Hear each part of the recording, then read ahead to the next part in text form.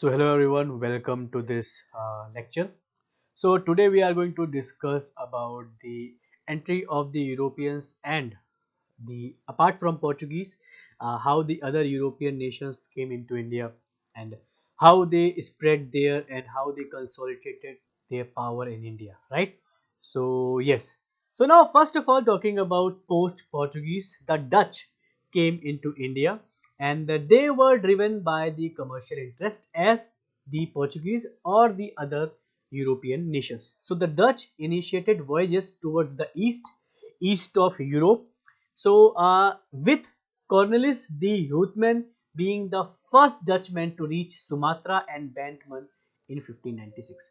So Dutch did not land at Indian waters or Indian land for the first time. They first went to Sumatra, that is Indonesia region, and then they came to India in 1602 when States General of Netherlands consolidated various trading entities into the Dutch East India Company. So prior to East India Companies, there were multiple companies, and these multiple companies later on got uh, conglomerated into one, consolidated into one East India Company, and thus this East India Company 60 to 1602 started voyaging in the Indian waters. Now, uh, for context, 1497 is the year when Vasco da Gama came.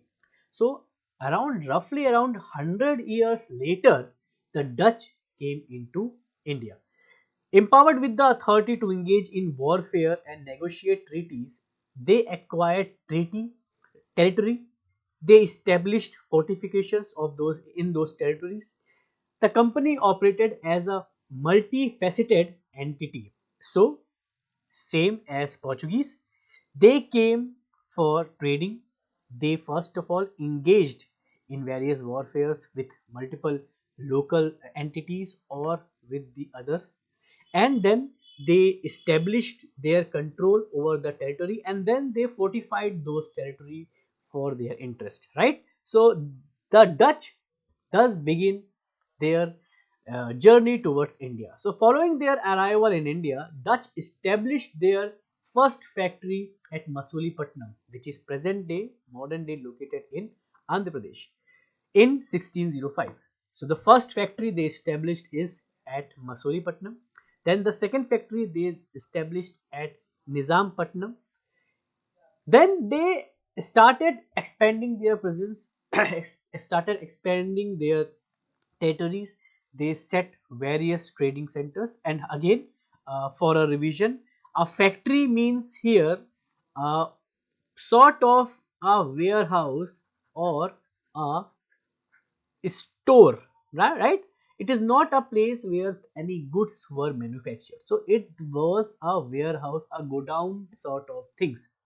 So they started expanding their territories, and then they got a major challenge from the Portuguese because Portuguese were already present there.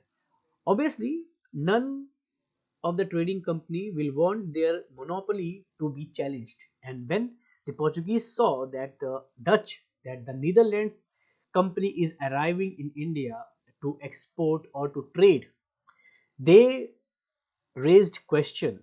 They saw that they are being challenged by the Dutch.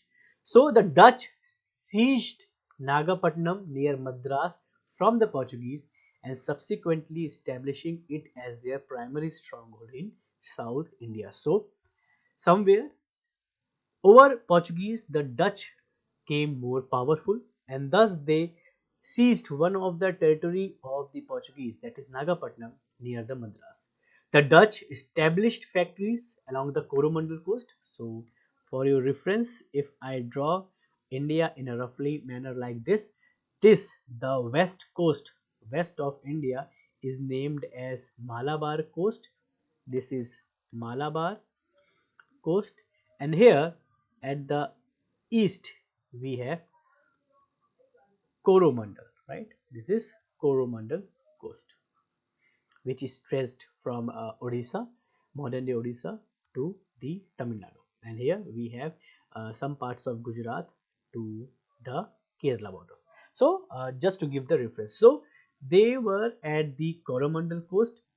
Also, they were at the Malabar coast or the western coast at the areas of Gujarat, as well as the interiors of India in Uttar Pradesh, Bihar, and Bengal. So, in short, they have spread at multiple areas.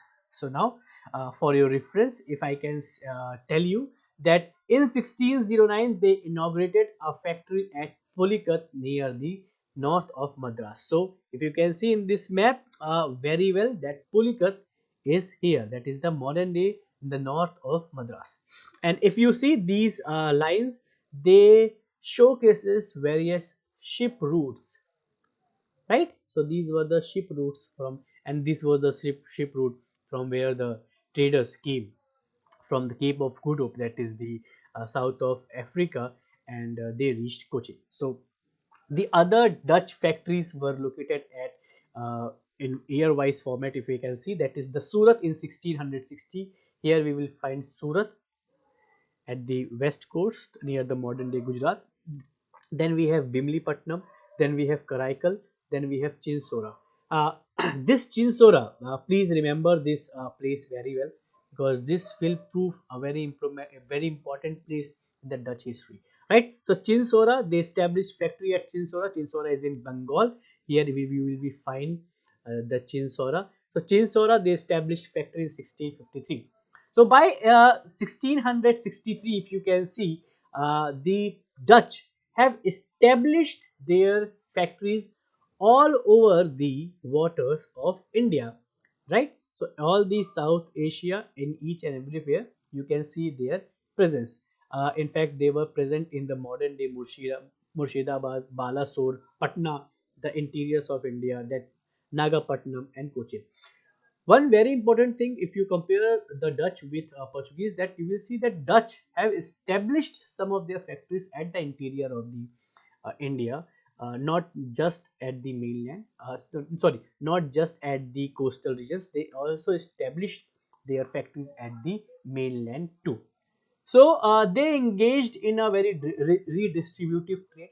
They transported various commodities from India to the islands of Far East. So they were like a middle basis where from west or from east you get various produce. Then you store them in India, and then you again redistribute them to the markets. So among these, there were indigo produced along the Yamuna Valley. As I have told you that their presence was very much felt in the interior.